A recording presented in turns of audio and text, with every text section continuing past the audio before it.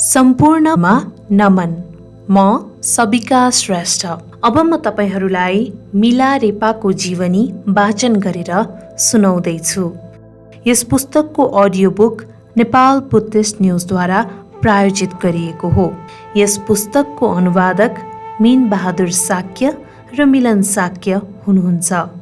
Nepal Buddhist न्युजद्वारा निर्मित मिला रेपाको जीवनी नामक यस अडियो बुकको भाग 2 को दोस्रो अध्यायतर्फ अब हामी लाग्दैछौँ। अध्याय 2 मा मिला रेपाले आफूले खोजेको गुरु भेटिसकेपछि र उनको शिष्यत्वमा आफूलाई समर्पित गरिसकेपछि उनले अति अविश्वसनीय रूपले कठिन परीक्षाको सामना गर्छन्, जसको फलस्वरूप उनका सबै पाप र क्लेशहरू पूर्ण रूपले शोधन भएर जान्छन्। परीक्षाहरू। मल्लोडाग उपत्यका पुरै चहार्दै भिक्षा माग्दै हिँडे। यसबाट मैले 21 खल जति जौ जम्मा गरेँ। 14 खल जति जौले मैले 4वटा बिँड भएको, खिया नलागेको, भित्र बाहिर चिल्लो भएको एउटा तामाको पकाउने भाँडा जङ रुसीमा किने। 1 खलले मासु र जाँड किने र बाँकी जौ मैले एउटा ठुलो बोराभित्र खन्याएँ। बोरामाथि भाँडो राखी गुरुको घरसम्म बोकेर लगेँ। त्यहाँ पुग्दा म अलि थकित भइसकेको थिएँ, जसले गर्दा मेरो हातबाट गरौँ भारी छुटेर बेसरी भुइँमा बजारिने गरी खस्न पुग्यो। त्यसले कोठै हल्लिएला झैँ भयो। त्यो बेला मेरो गुरु भोजन लिइरहनु भएको थियो। उहाँ तर्सेर खानै छोड्नुभयो र रिसले मलाई हपार्न थाल्नुभयो। तँ हेर्दा त सानै लाग्छस्, तर यत्तिका बल रहेछ होइन तँमा? के आफ्नो कालो जादुले यो घरलाई भत्काएर हामीलाई पनि मार्न खोजेको हो तैँले? तँ त डरै लाग्दो मान्छे रहेछस्। झट्ट लगिहाल तेरो यो जौ। अनि लात्ताले हिर्काएर बोरालाई पर हुत्याइदिनु भयो। बोरालाई तानेर बाहिर लग्दाखेरि मैले मनमा कुनै पनि कुविचार वा मिथ्या दृष्टि नल्याइकन सोचेँ, गुरु अलि रिसाहा र चण्ड स्वभावको हुनुहुँदो रहेछ। अबदेखि उहाँ सामु बडो होस पुर्याएर व्यवहार गर्नु पर्ला। तैपनि उहाँप्रतिको मेरो श्रद्धा अलिकति पनि घटेन। त्यसपछि तामाको भाँडोलाई राम्ररी सफा गरेर मैले फेरि भित्रै लगेँ र दण्डवट गरी गुरुलाई चढाइदिएँ। उहाँले त्यो भाँडालाई हातमा लिनुभयो र केही बेर घोरिएर त्यसलाई हेरिरहनु भयो। उहाँको आँखाबाट आँसु झर्न थाल्यो र मलाई भन्नुभयो, तेरो दान अत्यन्तै शुभ छ। म मेरो गुरु नारोपालाई यो चढाउँदैछु। मारोपा गुरुले त्यो भाँडोलाई माथि उचालेर दानको मुद्रा बनाउनु भयो। त्यसपछि शब्द स्तुति गर्नको लागि त्यो भाँडोको बिँड समाती बेसरी हल्लाएर त्यसलाई सकेसम्म ठुलो आवाज निस्कने गरी लट्ठीले पिट्नुभयो र आफ्नो पूजा कोठामा लग्नुभयो। मण्डपमा राखिएका बत्तीहरूमा रहेको पग्लिएको घिउ त्यसमा खन्याएर त्यहीँ राखिदिनु भयो। त्यसबेला म भाव विहोल भएँ र मेरो मनभित्र धर्मको तृष्णा ज्वाला बनेर दन्किरहेको थियो। मैले बारम्बार मेरो गुरुलाई मलाई कृपा गरी उपदेश दिनुहोस् भनेर याचना गरेँ। उहाँले जवाफमा भन्नुभयो, ऊ र चाङ प्रान्तबाट मेरा थुप्रै श्रद्धालु शिष्यहरू म कहाँ आउँदैछन्, तर यरडोग, तगलुङ र लिङ स्थानका बासिन्दाहरूले उनीहरूलाई बीच बाटोमै हमला गरेर उनीहरूका आफ्ना सरसामग्रीहरू र दान दिन ल्याएका सम्पूर्ण सामग्रीहरू लुटेर लग्छन्। यसरी उनीहरूले आतंक मच्याइरहेका छन्। यी 2टा इलाकाहरूलाई असिना बर्साएर तहस नहस पारिदे, त्यो धर्मकै काम हुनेछ। त्यसपछि तँलाई म उपदेश दिउँला। उहाँले भने बमोजिम मैले ती 2 इलाकाहरूमा घनघोर असिनाको वर्षा गराएर फर्केँ। त्यसपछि उपदेशको लागि याचना गरे। गुरुले जवाफ दिनुभयो, के यति जाबो अलिकति असिनाको वर्षा गरेर आउँदैमा आफूले भारतमा त्यत्रो दुःख खपेर लिएर आएको धर्मको शिक्षा तँलाई दिन्छु भन्ठानेको तैँले? धर्मको त्यत्रो चाहना छ भने ल ठिक छ। लोडाक भन्ज्याङका पर्वतेहरूले मेरा गाल लोरोबाट आउने शिष्यहरूलाई आक्रमण गरेर असाध्यै दुःख दिइरहेका छन्। ती पर्वतेहरूले मेरो खिल्ली उडाउने गर्छन्। तँ आफैलाई कालो जादुमा पोख्त ठान्छस् होइन? साँच्चीकै त्यसो हो भने जा गएर तेरो कालो जादुको असर ती पर्वतीहरूलाई देखाएर आइज, अनि मात्र म तँलाई एकै जुनीमा र एउटै शरीरले बोधि प्राप्त गराउने नारोपाको शिक्षा दिनेछु। मैले भने बमोजिम नै गरेँ। मेरो कालो जादुको असरले ती पर्वतीहरू एक आपसमा लड्न थाले। एकले अर्कालाई आफ्नो तलवारबाजीको पराक्रम देखाउन खोजे र लड्दा लड्दै कैयौँको ज्यान गयो। यो सब देखेपछि मेरो गुरुले मलाई भन्नुभयो, ए हो रहेछ, तँ साँच्चीकैको महान जादुगर नै रहेछस्। त्यस बेलादेखि गुरुले मलाई महान जादुगर भनेर बोलाउन थाल्नुभयो। त्यसपछि मैले उपदेश मागेँ, तर मेरो गुरुले भन्नुभयो, ओहो, मैले आफ्नो ज्यान जोखिममा पारेर भारत गएको के तेरो कुकर्मको पुरस्कार दिनलाई हो? त्यो उपदेश जो डाकिनीहरूको प्राण हो, जसलाई मैले आफ्ना धन सम्पत्ति सबैको माया मारेर बेहिसाब सुनहरू खर्चेर ल्याएँ, त्यस्तो उपदेश तैँले कस्तो सजिलै माग्न सकिस्? मसित ठट्टा गरिरहेको त छैनस्? अरूले भए तँलाई यही मारिदिन्थ्यो।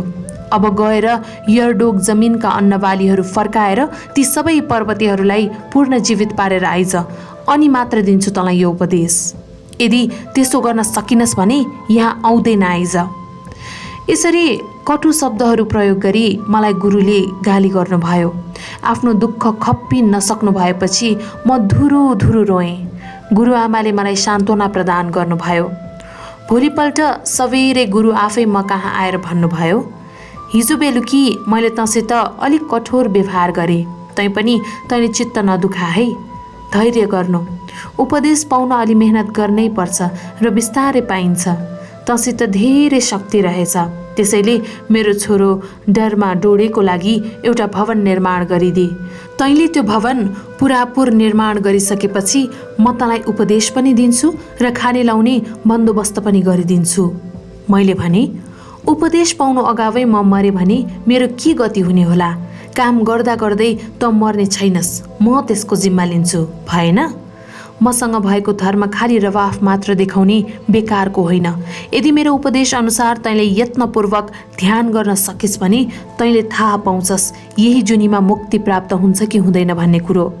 मेरो यो अटुट परम्परा अरूको जस्तो होइन। यसले अरूको भन्दा एकदमै भिन्न खालको अधिष्ठान आज्ञा प्राप्त गरेको छ। यी आश्वासन दिने शब्दहरू सुनिसकेपछि म हर्षले गदगद भएँ। अनि मैले भने, गुरु, के तपाईँ मलाई त्यो भवनको नक्सा योजना तयार पारेर देखाइदिनुहुन्छ? मारपा गुरुका पितातर्फका भानिसहरू सबैले कुनै निश्चित जग्गाहरूमा कुनै पनि भवन नबनाउने शपथ लिएका थिए, तर मारपा गुरुले त्यस्तो कुनै शपथ लिनु भएको थिएन। उहाँले एकैचोटि 3वटा कार्यहरू गर्ने योजना गर्नुभएको रहेछ। उहाँको भवन निर्माण गर्ने धोको पनि पुरा हुने, साथसाथै आफ्ना आफन्तहरूलाई पनि झुक्क्याइन पाइने र मेरो पाप कर्म शोधन गर्ने मौका पनि मिल्ने। अनि उहाँले मलाई भन्नुभयो, पहाडको पूर्वी भागमा यो जस्तै एउटा भवन बनाऊ। त्यसपछि मैले एउटा बाटुलो भवनको निर्माण गर्न थालेँ। भवन निर्माणको काम आधा जति सिद्धिसकेको थियो। त्यहाँ गुरु आउनुभयो र मलाई भन्नुभयो, हिजो मैले राम्रोसँग ध्यानै नदिकन त्यसै तँलाई हराएछु। त्यसैले यो भवन भत्काएर त्यसमा लागेका ढुङ्गा र माटाहरू पहिले जुन ठाउँबाट ल्याएको थिइस् त्यही ठाउँमा राख्न लैजा। मैले उहाँले भने बमोजिम नै गरेँ। अर्कोपल्ट मलाई पहाडको पश्चिम भागमा लगेर आफूलाई जाँडको नसाले छोएको बहाना गरी भन्नुभयो, ल अब यो जस्तै भवन बना। मैले त्यहाँ अर्धगोलाकार भवनको निर्माण गर्न थालेँ। भवन आधा पनि बनिसकेको थिएन। मेरो गुरु फेरि त्यहाँ आउनुभयो र मलाई भन्नुभयो, यो अझै ठिक भएन, यसलाई भत्का र जहाँ जहाँका माटा र ढुङ्गाहरू ल्याएको थिइस् त्यहीँ त्यहीँ लैजा। त्यसपछि हामी उत्तर दिशातर्फ पहाडको शिखरसम्म पुग्यौँ र त्यहाँ लामाले मलाई भन्नुभयो, ल महान जादुगर, अस्ति मलाई अलि जाड लागेको थियो, त्यसैले तँलाई राम्रो निर्देशन दिन सकिनँ। अब यहाँ एउटा बलियो भवन बना। मैले जवाफ दिएँ, गुरुवर, घर बनाउन पाएकै छैन, त्यसलाई कति भत्काइराख्ने? त्यसले मलाई दुःख पनि हुन्छ र तपाईँको सम्पत्ति पनि खेर जानेछ। पहिले नै अलि राम्ररी ध्यान पुर्याएर सोच्नुहोस् न। गुरुले भन्नुभयो, आज मलाई जाँडको मात लागेको छैन। मैले यसको बारेमा राम्ररी सोचिसकेको छु। यस भवनलाई तान्त्रिक योगीको भवन भनिनेछ। यो त्रिकोणाकारको हुनेछ। ल बना, त्यसलाई भत्काइने छैन। त्यसपछि मैले त्रिकोणाकारको भवन बनाउन सुरु गरेँ। यसको 1/3 भाग मात्र खिचिदिएको थियो। फेरि लामा आउनुभयो र मलाई भन्नुभयो, महान जादुगर, कसको लागि बनाउँदैछस् तैँले यो भवन? यस्तो भवन बनाउने निर्देशन तँलाई कसले दियो? तपाईँ आफैले आफ्नो छोराको लागि यो भवन बना भनेर मलाई अराउनु भएको होइन र? खोइ, मलाई त आफूले यस्तो आदेश दिएको सम्झना छैन। यदि तेरो भनाइ साँचो हो भने त म बहुला भएको हुनुपर्छ, के पुरै बेसुरको स्थितिमा छु? मलाई राम्ररी सम्झना छ, यस्तै होला भनेर मैले तपाईँलाई पहिले नै राम्ररी ध्यान दिएर सोच्नको लागि विनम्र आग्रह गरेको थिएँ। तपाईँले पनि अहिले राम्ररी विचार गरेर योजना बनाएको हुँ र यसपटक भवन भत्काइने छैन भनेर भन्नुभएको थियो। ठिक छ, त्यसो भए तेरो साक्षी को छ? सायद तैँले कालो जादुको त्रिकोणमा पारे झैँ यो त्रिकोणात्मक भवनभित्र थुनेर हामीलाई जादुटुना गरी खत्तम पार्ने सोचेको त होइन? तेरो पैतृक सम्पत्ति त हामीले लुटेका छैनौँ, तेरो बुवाको सम्पत्ति त हामीले खाएका छैनौँ क्यारे त्यसो गर्नलाई। अनि त्यसो होइन भने धर्म सिक्ने इच्छा छ भने तैँले यस क्षेत्रका आश्रय अधिपतिलाई त रुष्ट पारि नै सकिस्। अब जा र भत्कायो भवन र त्यसका माटा र ढुङ्गाहरू जहाँ जहाँबाट ल्याएको थिइस् नि त्यहीँ त्यहीँ लगेर आइज। त्यसपछि मात्र मैले उपदेश दिउँला, होइन भने जा अहिले फर्किहाल। भन्दा भन्दै उहाँ रिसले चुर हुनुभयो। मनमा खप्पी नसक्नु पीडा भए पनि अझै धर्मको लागि ठुलो प्यास बोकेर मैले आज्ञाको पालना गरेँ। त्रिकोणात्मक भवनका ढुङ्गा तथा माटाहरू तिनको आफ्नै स्थानमा सकी नसकी लगेर पुर्याइदिएँ। त्यही बेला मेरो पाखुरामा एउटा ठुलो घाउ नै भयो। मैले विचार गरेँ, यो घाउ लामालाई देखाएँ भने उहाँको गाली बाहेक के नै पाउनेछु। उहाँकी पत्नीलाई देखाएँ भने यी सब कामहरू गरेर मैले उहाँप्रति खुबै ठुलो गुण लगाएको जस्तो देखिनेछ। आफ्नो घाउ नदेखाइकन रुँदै मैले गुरुआमालाई मलाई उपदेश दिलाउन मद्दत गरिदिनु पर्यो भनेर भने। गुरुआमा लामा कहाँ गएर भन्नुभयो, बेकारमा यस्ता भवनहरू बनाउन लगाएर तपाईँले महान जादुगरलाई धेरै पीडा दिँदै हुनुहुन्छ। त्यो बिचरामाथि दया गर्नुहोस्, उसलाई उपदेश दिनुहोस्। लामाले जवाफ दिनुभयो, उसको लागि राम्रो खानाको बन्दोबस्त गर्न जाऊ र उसलाई म कहाँ लिएर आऊ। उहाँको आज्ञाअनुसार गुरुआमाले भोजनको बन्दोबस्त गरी मलाई गुरुको सामु लिएर जानुभयो। गुरुले भन्नुभयो, महान जादुगर, मैले कुनै गलत कार्य गरिरहेको छैन, त्यसैले मलाई झुटो आरोप नलगा। तँलाई उपदेश चाहिएको छ भने ठिक छ, म दिन्छु तँलाई उपदेश।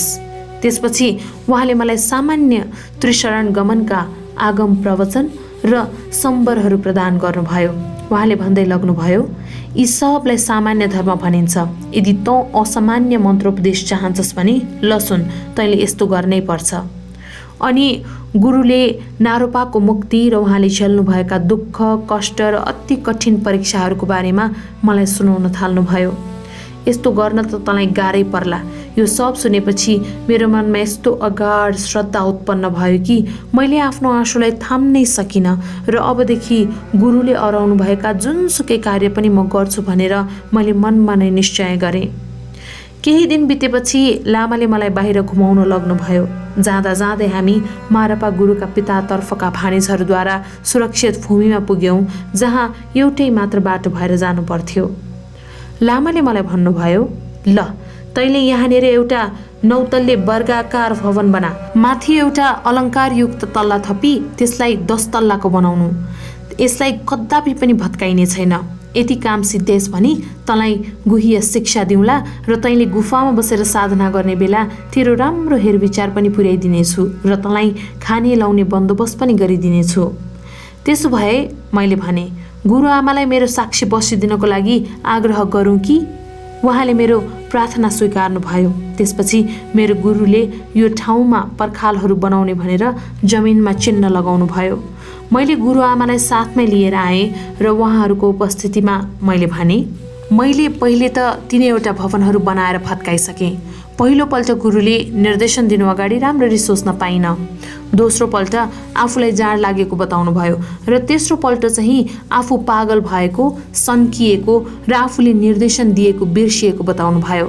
अनि मैले तपाईँले नै मलाई यस्तो घर बनाउन निर्देशन दिनुभएको हो भनेर सम्झाउँदा उहाँले खोइ तेरो साक्षी भनेर उल्टो मलाई नै नराम्रोसँग हपार्नु भयो। अहिले फेरि अर्को भवन बनाउनको लागि अराउँदै हुनुहुन्छ। त्यसैले उहाँको यो वचनको निम्ति हजुर मेरो साक्षी बनिदिनुहोस्। गुरुआमाले जवाफ दिनुभयो, पक्कै पनि म साक्षी बस्न चाहन्छु, तर तिमीलाई त थाहा नै छ लामाको अधिकार मेरो भन्दा धेरै ज्यादा छ, त्यसैले मेरो साक्षीत्व उहाँले मान्नुहुन्छ भन्ने निश्चिततामा म छैन। पहिलो कुरा त लामाले यो घर बनाउने र भत्काउने अनावश्यक काम गराएर तिमीलाई बेकारमा दुःख मात्र दिइरहनु भएको छ। अर्को कुरा, यो जग्गा हाम्रो मात्र नभएर भानेजहरूको पनि हो, बेकारमा झगडाको कारण मात्र हुनेछ। त्यो बेला मैले जोसुकै भने पनि लामाले मेरो एक पनि सुन्नुहुने छैन। गुरुले आफ्नी पत्नीलाई भन्नुभयो, तिमीलाई जे भनिएको हो खुरुक्क त्यो मात्र गरेर घर जाऊ, मेरो काम म सम्हालिहाल्छु नि, तिमीलाई प्रश्न गर्न कसैले भनेकै छैन। तसर्थ मैले वर्गाकार भवनको लागि जग बसालेँ। म पर्खाल उठाउँदै थिएँ। त्यो बेला गुरुका शिष्यहरू सुङ, काडोङ तोङ, छोदोर, डोल्का, छुर्तोन, वङ्के र चङरुङका मेतोन छोन्पो मेरो मद्दत गर्नका लागि त्यहाँ आए। उनीहरू सबैले हाँस्दै खेल्दै एउटा ठुलो पत्थर हातले गुड्याउँदै म कहाँ ल्याइदिए। त्यो पत्थर असाध्यै ठुलो भएकाले मैले जगको लागि प्रयोग गरेँ। जब मैले बीचको कोठाको ढोकादेखि माथि दोस्रो तल्लासम्मको कार्य पुरा गर्दै थिएँ, त्यही बेला लामा आउनुभयो र एक एक चिजलाई बडो सावधानीपूर्वक जाँचेर हेर्नुभयो।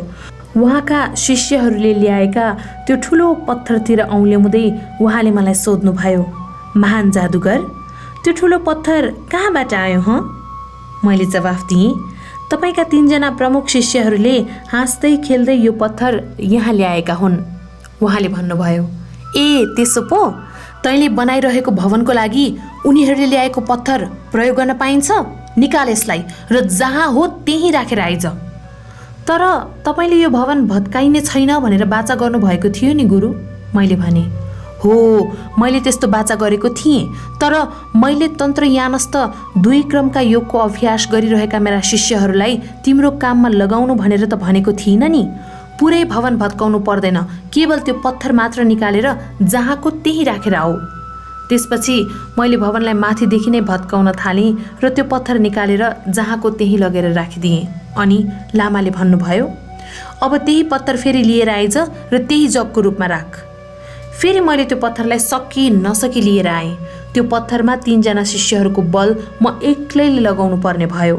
मैले त्यो पत्थर कसैको मद्दत नलिई आफ्नो पिठ्यूमा बोकेर ल्याएकोले त्यो पत्थरको नामै बृहत पत्थर गेदो भनी राखेँ।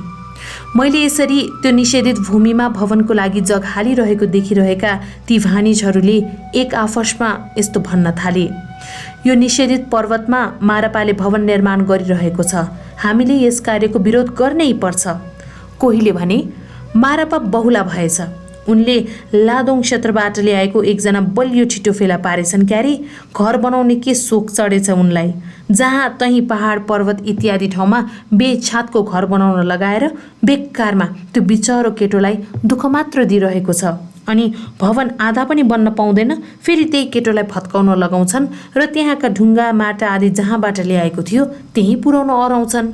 यसपालि पनि उनले पक्कै पनि त्यही गर्नेछन्, यदि होइन भने उनलाई रोक्ने अझै समय छँदैछ नि, हेरौँ के गर्छन् उनले। घर भत्काउनु त परै छ, मैले त्यो घर धमाधम बनाउँदै लगेँ। 7औं तल्लासम्म बनाइसकेपछि मेरो ढाडमा ठुलो घाउ भयो।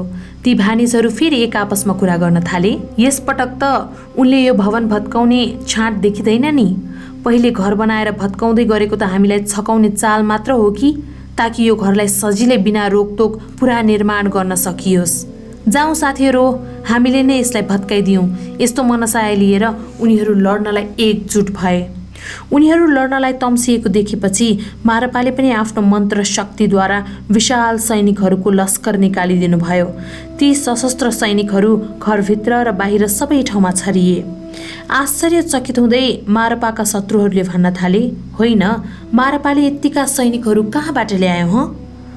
आतंकित भएर उनीहरूले लड्ने साहस गर्न सकेनन्, बरु सबैले मनमा नै मारापालाई नमस्कार गरी आदरभाव व्यक्त गर्न थाले। पछि तिनीहरू सबै मारापाका श्रद्धालु शिष्यहरू बने। त्यतिखेर चाङरोङका मेतोन छोन्पो मारापा गुरुबाट चक्र सम्भरको अभिषेक लिनको लागि आउनुभयो। गुरुआमाले मलाई भन्नुभयो, यही मौका हो, जाऊ महाजादुगर, लामाबाट अभिषेक लिऊ, कोसिस गरेर पनि केही बिग्रिँदैन। मैले पनि मनमनै सोचेँ, मैले कसैको मद्दत नलिई यहाँसम्म कि बाख्राको टाउको जत्रो ढुङ्गा, अलिकति माटो र एक भाँडो पानी र अलिकति बालुवा समेत कसैबाट नलिई सबै एक्लैले यत्रो ठुलो भवन बनाएर देखाएँ। अब त मलाई गुरुको कृपा प्राप्त हुनै पर्छ। पक्कै पनि मारपा गुरुले मलाई अभिषेक प्रदान गर्नुहुनेछ। तसर्थ विधिवत दण्डवत गरी म पनि अभिषेक लिन आउनेहरूसँगै बसेँ। लामाले मलाई देख्न साथै भन्नुभयो, महाजादुगर, मलाई गुरु दक्षिणा चढाउनलाई तँसँग के छ भन्? मैले जवाफ दिएँ, हजुर, तपाईँको छोराको लागि जुन भवन मैले बनाइदिएँ त्यही गुरु दक्षिणा हो। तपाईँले मलाई भवन निर्माणपछि उपदेश र अभिषेक दिन्छु भन्नुभएको थियो, त्यसैले म यहाँ बस्न आएको हुँ। यो सुनेर गुरुले ठुलो स्वरले मलाई हप पार्नुभयो। तैँले जाबो अलिकति माटो र ढुङ्गाहरू थुपार्न सकिस् भन्दैमा आफूले भारतबाट ज्यानको समेत माया मारेर सबै थोकको बलिदान गरेर ल्याएको यो पवित्र उपदेश म तँलाई दिन्छु। यदि तैँले मेरो उपदेशको मूल्य चुकाउन सक्छस् भने यहाँ बस, होइन भने अभिषेक लिन आएका मेरा शिष्यहरूसँग नबस, उठेर गइहाल जा। यसरी गाली गर्दै लामाले मलाई गालामा ढड्याम्म थप्पड हान्नुभयो। मेरो कपाल लुछेर जबरजस्ती बाहिर घोक्र्याएर निकाली पनि दिनुभयो। त्यो बेला मलाई त्यही आत्महत्या गर्न मन लाग्यो। म रातभर रोइरहेँ। त्यसपछि गुरुआमा म कहाँ आउनुभयो र मलाई सान्त्वना दिँदै भन्नुभयो, लामा, बुझि नसक्नुको हुनुहुँदो रहेछ। लामाले सधैँ आफूले भारतबाट सारा सत्वहरूको हित गर्नको लागि सद्धर्मका उपदेशहरू ल्याएको भनेर भन्ने गर्नुहुन्छ। एउटा कुकुर पनि उहाँको सामु आएको खण्डमा उसलाई उपदेश दिनु पर्थ्यो र अन्त्यमा सबैको कल्याणको लागि परिणामना गर्नु पर्थ्यो। तिमीलाई उपदेश दिन किन राजी हुनु भएन? खोइ, मैले पनि बुझ्न सकिनँ। तैपनि यसको कारणले आफ्नो गुरुप्रति मिथ्या दृष्टि चाहिँ नराख्नु। यति सान्त्वनाका शब्दहरू बोलेर उहाँ त्यहाँबाट जानुभयो। भोलिपल्ट लामा आफै म कहाँ आउनुभयो र मलाई भन्नुभयो, महाजादुगर, भवन बनाउने कार्यलाई अहिले यत्तिकै छोडिदे। भवनको फेदमा 12वटा स्तम्भहरू ठड्याएर एउटा पेत्रगृह समेत भएको एउटा टहरो बनाइदेऊ। ल, यति काम गरिस् भने चाहिँ म तँलाई गुह्य उपदेश दिउँला। मैले आदेशलाई शिरोधार्य गरी एकचोटि फेरि त्यसको लागि जग हालेँ। मैले त्यो टहरो बनाउने बेलामा गुरुआमाले समय समयमा मसलादार खानाहरू ल्याइदिनुहुन्थ्यो, छ्याङ पनि ल्याइदिनुहुन्थ्यो, जसले गर्दा म अलिकति मातिन्थेँ। उहाँ असल गुणका खानी हुनुहुन्थ्यो। मलाई सधैँ आश्वासन दिँदै राम्रा राम्रा अर्थी उपदेशहरू दिइरहनुहुन्थ्यो। मैले त्यो पूजागृह सिद्ध्याउनै आँटेको बेला दोलका छुर्तोङ वाङदे गुह्य समाज अभिषेकको लागि आउनुभयो। गुरुआमाले मलाई भन्नुभयो, यो पटक चाहिँ जसरी भए पनि तिमीले अभिषेक पाउनै पर्छ है। एक डल नुहाउनी, एक टुक्रा भुवादार कपडा र एउटा सानो तामाको पात्र दिएर उहाँले मलाई ती अभिषेकको लागि आएका विद्यार्थीहरूसँगै गएर अभिषेक थाप्न भन्नुभयो। लामाले फेरि मलाई देखेर भन्नुभयो, महाजादुगर, त आफूलाई मेरा शिष्यहरूको दर्जामा राखी यहाँ बस्न त आइस्, अभिषेकको दक्षिणाको रूपमा तसित के छ खोइ? मैले बिस्तारै त्यो नौनीको डल्लो, कपडा र तामाको भाँडो निकालेर गुरुलाई मेरो गुरु दक्षिणा स्वरूप चढाएँ। त्यसलाई देखेर लामाले भन्नुभयो, यी सबै त मेरै हुन् नि, अरूले मलाई गुरु दक्षिणाको रूपमा दिएका हुन् यी सबै। यसले हुँदैन, तेरो आफ्नै केही चिज ल्याएर मलाई दे, नत्र भने अभिषेक लिन लागिरहेका मेरा शिष्यहरूसँग बस्दै नबस, जा गइहाल। यति भन्दै आफूलाई असाध्यै रिस उठेको बहाना गरी आसनबाट जुरुक्क उठ्नुभयो र लात्ताले हानेर मलाई गलत्याएर बाहिर निकाल्नुभयो। त्यो बेला आफू जमिनमै धसिएर मर्न पाए पनि हुन्थ्यो भन्ने विचार मेरो मनमा आइरहेको थियो। त्यही बेला मेरो अन्तस्करणलाई अर्को विचारले च्वास्स छोयो। मैले यत्तिका मानिसहरूलाई मारे, यत्तिका अन्नबालीहरू सखाप पारे। ती कर्महरूले गर्दा नै आज मैले यस्तो दुःख भोगिरहनु परेको हो। ती कर्महरूले गर्दा नै हो, नत्र अरू केले हुन सक्थ्यो र? त्यसैले मैले विचार गरेँ, लामाले पक्कै पनि ममा केही न केही कमजोरी देख्नु भएकै हुनुपर्छ। त्यसैले उहाँलाई म धर्म अभ्यास गर्न कदापि सक्षम हुँदिनँ भन्ने कुरा थाहा थियो होला, र त उहाँले मलाई उपदेश दिन अस्वीकार गर्दै हुनुहुन्छ कि लामासित म प्रति दया नै छैन? जेसुकै होस्, धर्मरहित मानव देहको के लाभ? बेकारमा यो शरीरले पाप मात्र थप्दै जानेछ, बरु आत्महत्या गर्नु पर्यो। त्यसबेला गुरुआमाले मलाई गणचक्र पूजाको प्रसादको केही भाग ल्याइदिनु भयो। उहाँले मलाई धेरै नै आश्वासन दिनुभयो, तर म रोइरहेँ। मलाई खाने मन पनि थिएन। रातभर म रोइरहेँ। भोलिपल्ट लामा आफै म कहाँ आएर भन्नुभयो, ल त्यो भवन र टहरो सिद्ध्याइदिए, म तँलाई अभिषेक र उपदेश दिनेछु। त्यसपछि मैले भवन निर्माण कार्य जारी राखेँ र टहरो बनाउने काम पनि सिद्ध्याएँ। त्यसबेला मेरो ढाडमा अर्को घाउ निस्क्यो। ती तीनैवटा घाउ पाकेर पिप जमेर रगत बग्न थाल्यो। मेरो पुरा ढाड घाउ नै घाउले भरिन थाल्यो। मैले ती घाउहरू गुरुआमालाई देखाएँ। भवनको जग हाल्ने समयमै गुरुले गर्नुभएको प्रतिज्ञाबारे गुरुलाई सम्झाइदिनु पर्यो र मेरो मद्दत गरिदिनु पर्यो भनेर गुरुआमासित आग्रह पनि गरेँ। एकदम दुःखी हुँदै उहाँले मेरो घाउ हेरिरहनुभयो। उहाँका आँखाबाट आँसु बग्न थाले। अब त लामालाई नभनी भएन, गुरुआमाले भन्नुभयो। लामा कहाँ गएर उहाँले सोध्नुभयो, हे गुरुरत्न, भवन निर्माण गर्दा गर्दै महाजादुगर दुब्लाउँदै गइसक्यो। उसका हात खुट्टाहरू सुक्न थालिसके। उसको ढाडमा 3वटा रगतले लतपतिएका घाउहरू छन्। ती घाउहरू पाकेर पिप निस्किरहेका छन्। मैले घोडा गधाहरूले पनि त्यसरी काम गरेको देखेको छैन। यस्तो कुराहरूले थाहा पाए भने पनि कति लाज मर्दो हुने हो। त्यसमाथि पनि तपाईँ जस्तो ठुलो मान्छेले नै यस्तो गर्नु भएपछि म त स्तब्ध नै भएँ। त्यो केटोमाथि केही त दया गर्नुहोस्, झट्ट उसलाई उपदेश दिइहाल्नुहोस्। फेरि तपाईँले नै उसलाई भवन निर्माण गराइसकेपछि उपदेश दिन्छु भनेर प्रतिज्ञा पनि त गर्नुभएको छ।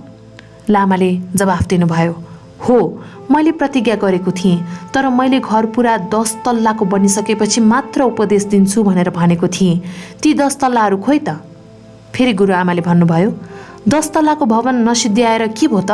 आकारमा त्यो भवनभन्दा ठुलो टहरा नै निर्माण गरिसकेको छ उसले। अनि मेरो गुरुले जवाफ फर्काउनु भयो, काम केही गर्नु छैन, कुरा मात्रै गरिराख तिमीहरू। उसले 10 तल्ला सिद्ध्याओस् अनि मात्र दिन्छु यो उपदेश, त्योभन्दा अगाडि दिन्न। के उसको ढाडमा साँच्चीकै घाउ भएको हो त? अलिकति घाउ हो र? उसको पुरै ढाडमा घाउ नै घाउहरू छन्। आफ्नो अधिकार प्रयोग गरेर जुनसुकै कुरामा पनि तपाईँ आफूलाई नै माथि राख्न चाहनुहुन्छ। आफ्नो मनले जे चाह्यो त्यही गर्नुहुन्छ। अरूको कुरा पनि त सुन्नुहोस् न। यसरी एकदम विरह भावले गुरुआमाले भन्नुभयो र हतार हतार म कहाँ आउनुभयो। उहाँले मलाई भन्नुभयो, तिमी मसित आऊ त। कतै गुरुले मलाई उपदेश दिन लाग्नु भएको त होइन भन्ने विचार मनमा लिएर म गुरुआमासँगै गएँ। लामाले मलाई भन्नुभयो, मलाई तेरो ढाड देखा त एकचोटि। आज्ञा बमोजिम मैले आफ्नो ढाड उहाँलाई देखाएँ र उहाँले त्यसलाई नियालेर हेरी मलाई हेर्नुभयो। मेरो गुरु नारोपाले धर्म प्राप्त गर्नको लागि 12वटा मुख्य र 12वटा सामान्य गरी 24वटा परीक्षा र कष्टहरू झेल्नु भएको थियो। मैले पनि आफ्नो ज्यानको समेत माया मारी, सम्पत्तिहरूको माया मारी मेरो गुरु नारोपालाई ती दुवै अर्पण गरिदिएँ। ती सबैको तुलनामा तेरो यो जाबो परीक्षा त केही पनि होइन, बुझिस्? त्यसैले उपदेश चाहन्छस् भने नम्र भएर मेरो भवनको काम सिद्ध्याइदे। एकपल्ट फेरि मेरो आशा चकनाचुर भयो। मलाई उहाँको कुरा ठिकै पनि लाग्यो। उहाँले मेरो लुगाबाट घाउमा लगाउने टालो बनाइदिनु भयो र मलाई दिएर भन्नुभयो, घोडा र गधाहरूको घाउमा यस्तो टालो लगाएको देखेकै छस् होला, तेरो ढाडमा पनि यही लगाउनु र आफ्नो काम फेरि थाल्नु। मैले जवाफ दिएँ, यस्तो टालोले मेरो ढाडको घाउ कसरी निको हुन्छ? उहाँले भन्नुभयो, कमसेकम यो टालो लगाएपछि तेरो घाउमा धुलो र कीटाणुहरू त लाग्न पाउँदैनन् नि। यही उहाँको आदेश होला भन्ठानी मैले माटोलाई ढाडमा नबोकी छातीमा डोको बोकेको जस्तै गरेर माटो ओसार्दै काम गर्न थालेँ। मैले खल बनाउन लागेको बेला गुरुले मलाई देख्नुभयो र मनमा नै यसरी सोच्नुभयो, मैले हराएको जे काम पनि गर्छ बा यो केटाले, यो त साँच्चीकै असाधारण कुरा नै हो। र उहाँले कसैले नदेख्ने गरी आँसु पनि झार्नुभयो।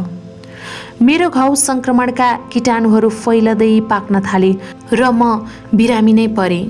मैले गुरुआमालाई यो कुरा बताएँ। मलाई अभिषेक दिनको लागि उहाँले मेरो तर्फबाट आग्रह गर्नुभयो र कमसेकम मलाई मेरो घाउ निको नहुन्जेलसम्म आराम गर्न त दिनुहोस् भनी लामासँग प्रार्थना गर्नुभयो। लामाले फेरि त्यही हट लिएर भन्नुभयो, जबसम्म उसले त्यो भवन सिद्ध्याउँदैन तबसम्म उसले केही पनि पाउँदैन। उसले अझै काम गर्न सक्छ भने काम गर्न दिनु, सक्दैन भने ठिकै छ, उसलाई आराम गर्न दिनु। अनि मलाई गुरुआमाले भन्नुभयो, तिम्रो घाउ निको नभएसम्म आराम गर्न जाऊ। त्यसबेला मेरी गुरुआमाले मलाई राम्ररी खुवाई पिलाई स्याहार गर्नुभयो। केही दिनको लागि म खुसी नै थिएँ। त्यो बेला मेरो दुःख यति मात्र थियो कि मैले उपदेश पाउन सकेको थिइनँ। मेरो घाउ निको हुँदै थियो अनि लामा म कहाँ आएर भन्नुभयो, महाजादुगर, ल अब तिमीले भवन निर्माणको काम फेरि सुरु गरे पनि भयो। मैले काम फेरि थाल्नै आँटेको थिएँ। त्यसबेला गुरुआमा आएर मलाई भन्नुभयो, अब हामीहरू दुईजना मिलेर उपदेश प्राप्त गर्ने एउटा योजना बनाउनु पर्छ, बुझ्यौ? योजना मुताबिक मैले मेरा किताब र केही सामग्रीहरू सहित एउटा सानो पिठो राखिएको बोरा भिरेर घर छोडेर गएको जस्तो गरी बाहिर निस्केँ। लामाले यो सबै देख्ने गरी अभिनय गर्नको लागि मैले गुरुआमासित अनुरोध गरेँ। त्यसपछि उहाँले ठुलो स्वरमा मलाई भन्नुभयो, हेर, तिमी यसरी नजाऊ। अब लामासित उपदेश माग्यौ भने दिनुहुन्छ उहाँले तिमीलाई उपदेश। जेसुकै भए पनि यहीँ बसिराख। यसरी उहाँले मलाई रोक्ने बहाना गर्नुभयो। यो सब देखेर मेरो गुरुले गुरुआमालाई सोध्नुभयो, दामेमा नैरातमा तिमी त्यहाँ के गर्दैछौ? गुरुआमाले जवाफ दिनुभयो, महाजादुगर भन्दै थियो ऊ टाढा गाउँबाट उपदेश पाउन आएको थियो रे, तर उपदेशको सट्टा उसले सधैँ गाली र कुटाई मात्र खाइरहनु पर्यो रे। त्यसैले धर्म नसिकिकनै मरिएला भन्ने डरले अरू नै कुनै लामा खोज्न हिँड्छु अरे। त्यसैले आफ्ना सामानहरू बोकी ऊ त घरबाट हिँड्न थाल्यो। मैले तिमीले उपदेश पाउँछौ भनेर सम्झाइ बुझाइ गरेपछि मात्र बल्ल केही बेर यहीँ रोकिएको छ। लामाले भन्नुभयो, ए त्यसो पो? अनि बाहिर आएर मेरो गालामा 3-4 चोटि थप्पड हानेर भन्नुभयो, म कहाँ आउँदाखेरि तैँले सुरुमै आफ्नो काये वाक र चित्त मलाई चढाएको होइन? अब कहाँ जान तम्सिरहेको हँ? तँ नै मेरो भएपछि मैले तिमीलाई काटे पनि, टुक्रा टुक्रा गरे पनि वा जे गरे पनि हुन्छ। तैपनि यदि तँ जानै चाहन्छस् भने मेरो पिठो किन लग्न आँटेको हँ? यति भन्दै उहाँले मलाई बेसरी लात्ताले हिर्काउनु भयो र बेसरी कुट्नुभयो, जसको कारण म फेरि भुइँमा लडेँ। त्यो पिठोको बोरा म बाटो खोसेर घरभित्र लग्नुभयो। त्यसबेला मेरो मुटु नै फुट्ला झैँ भयो र आफ्नो एक्लो छोरोको मृत्यु भएपछि एक आमालाई जस्तो दुःख हुन्छ मलाई पनि त्यस्तै दुःख भयो। फेरि म लामाको अदम्य र तेजस्वी व्यक्तित्वको अगाडि पनि नतमस्तक नै थिएँ। पछि गुरुआमासित योजना बनाएको फलस्वरूप यी सब हुन गएका हुन् भनेर मैले सोचेँ। फर्केर रुनु सिवाय अरू केही गर्न सकिनँ मैले। गुरुआमाले मलाई भन्नुभयो, हामीले जतिसुकै प्रयास गरे पनि लामाले तिमीलाई अहिले उपदेश दिनुहुन्न। दिन त दिनुहुन्छ, तर पछि मात्र। यो बिचमा म नै तिमीलाई केही उपदेश दिन्छु। उहाँले मलाई वज्रवाराहीको भावना गर्ने विधि सिकाइदिनु भयो। यसले गर्दा विशेष अनुभूति नभए पनि मेरो चित्तको लागि धेरै फाइदा भयो र यसले मेरो मनोबललाई पनि बढाइदियो। मैले गुरुआमालाई यो कृपाको लागि आफ्नो कृतज्ञता ज्ञापन गरेँ। लामाकी पत्नी भएकीले उहाँले मेरा पापहरूको शोधन गर्न सक्नुहुनेछ भन्ने मैले सोचेँ। वर्षा ऋतुमा उहाँले दुध दहुँदाखेरि मैले भाँडो थापिदिन्थेँ। अन्नहरू फुट्दाखेरि म भाँडो समाइदिन्थेँ। यसरी उहाँको कामलाई सघाइदिएर मैले केही हदसम्म आफ्नो कृतज्ञता देखाउन खोजेँ। त्यति बेला मैले अरू नै कुनै गुरु खोज्न जाने निधो नै गरिसकेको थिएँ। मैले मनमा नै विचार गरेँ, एकै जुनीमा मुक्ति दिलाउने शिक्षा मेरो गुरु मारपासित मात्र छ, तर मैले यस जुनीमा त्यो शिक्षा प्राप्त गर्न सकिनँ भने आफ्ना कुकर्महरूका कारण म पक्कै पनि कुनै दुर्गतिमै पतन हुनेछु। तसर्थ आफूले पनि मुक्तिदाता धर्मको लागि नारोपाले जस्तै अत्यन्तै दुष्कर परीक्षा र कष्टहरू झेलेर र अथक परिश्रम गरेर देखाउने सङ्कल्प गरेँ। यस्तो दृढ सङ्कल्प लिएर म फेरि आफ्नो काम गर्न गएँ। फेरि ढुङ्गा माटो बोकेर ल्याउन थालेँ। प्रेत गृह सहितको टहरो बनाउने काम जारी राख्नका लागि म खलमा राखी माटो कुट्दै थिएँ। त्यति बेला सुङ्का, डोङटोन छोडोर र उनका शिष्यहरू धेरै नै भेटीहरू लिएर हेब्रसको महाभिषेक ग्रहण गर्नको लागि त्यहाँ आए। गुरुआमाले मलाई भन्नुभयो, तिमी एक्लैले कसैको मद्दत नलिकन यत्रो ठुलो भवन बनाइसक्यौ। यस्तो भक्ति र श्रद्धा देखेर अझ पनि तिम्रो गुरु असन्तुष्ट हुनुहुन्न भने वा गुरु दक्षिणाको रूपमा कुनै मूल्यवान चिज नै माग्नुहुन्छ भने ठिक छ, यो उपहार लिएर गुरुलाई टक्राऊ र उपदेश ग्रहण गर्न जाऊ। अनि उहाँले मलाई एउटा गाढा नीलो रङको इउँ दिनुभयो। त्यो इउँ गुरुआमाले कसैले थाहा नपाउने गरी साँचेर राख्नु भएको थियो। त्यसपछि मेरी गुरुआमाले भन्नुभयो, एकचोटि प्रार्थना गरी हेर्नु अनि मात्र यो टक्राउनु। यो पाएपछि पनि गुरुले मान्नु भएन भने मैले नै तिम्रो तर्फबाट प्रार्थना गरिदिउँला। मैले त्यो मणि गुरुलाई टक्राउँदै भने, बिन्ती छ हजुर, यसपालि मलाई उपदेश दिनुहोस्। त्यसपछि म अभिषेक लिन आउनेहरूसँगै गएर बसेँ।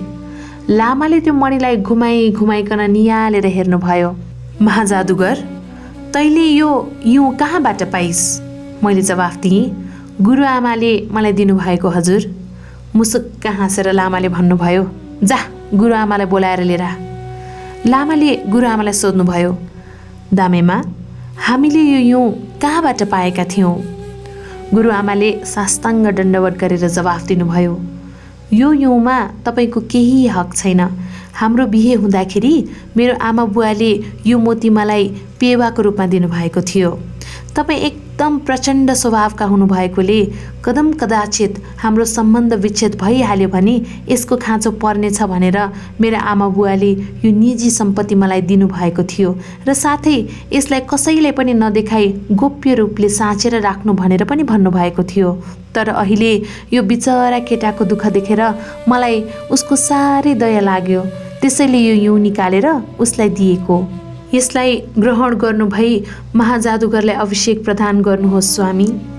हे लामा डोक्पा र तपाईँका शिष्यहरू, अभिषेक नपाउँदा कसरी यो केटोले दुःख पाइराखेको छ त्यो तपाईँहरूलाई पनि थाहा नै छ, त्यसैले कृपया मेरो प्रार्थनामा साथ दिनुहोस्।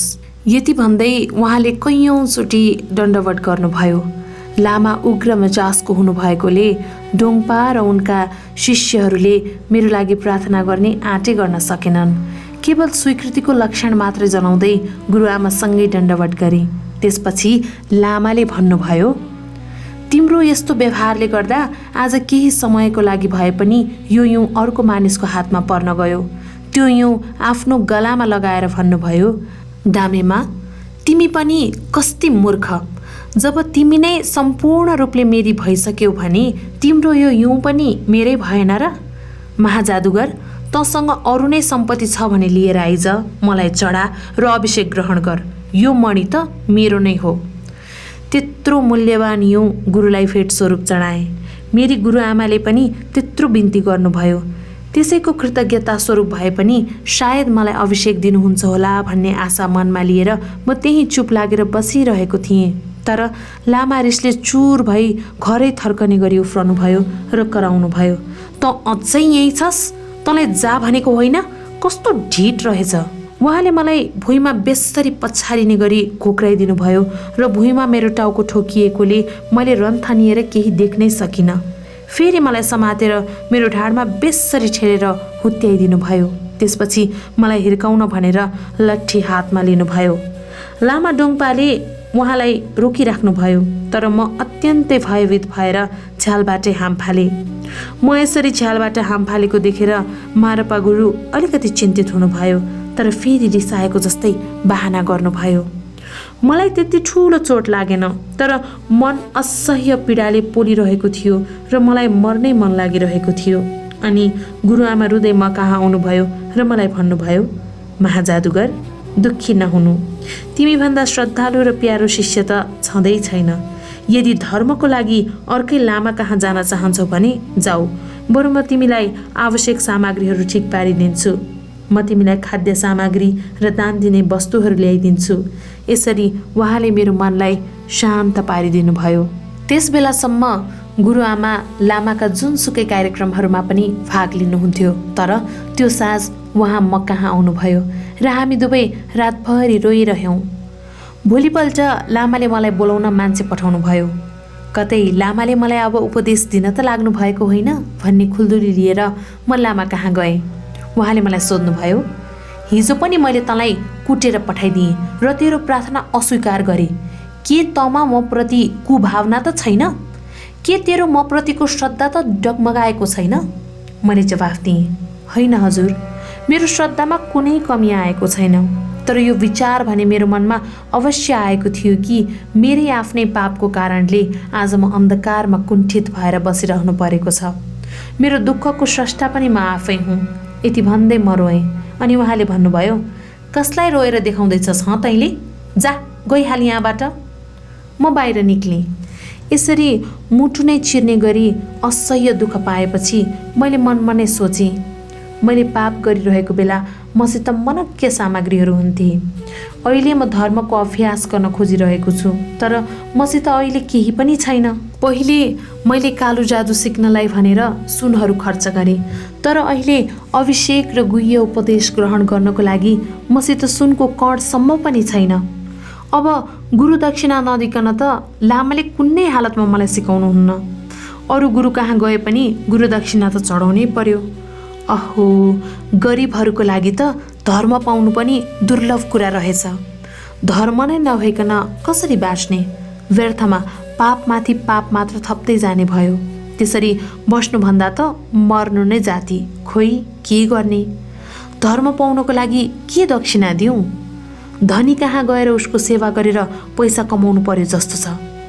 त्यसबाट आएको ज्यालाले बरु गुरुलाई गुरु दक्षिणा चढाउनु पर्ला कि एकचोटि घरै फर्केर आमालाई पो भेटेर आउनु पर्ला जस्तो छ। घर गएर पनि के गर्ने? मैले त्यस ठाउँका मानिसहरूमाथि कालो विद्याले यत्रो ठुलो आतंक मचाइसकेपछि उनीहरूले मलाई बाँकी राख्लान् र? हे भगवान, म के गर्ने? केही न केही त अहिले गर्नु पर्यो। सुन वा धर्म दुईमध्ये एकको खोजीमा हिँड्नै पर्यो, तर जान चाहिँ म अहिले नै जानुपर्छ। फेरि मैले सोचेँ, लामाको पिठो आफूसँगै लगे भने उहाँ अझै रिसाउनु हुनेछ। भो लान्न। त्यसैले आफ्ना केही किताबहरू लिएर कसैलाई केही नभनी म सुटुक्क हिँडेँ। म 5-6 माइल पनि हिँडेको थिइनँ।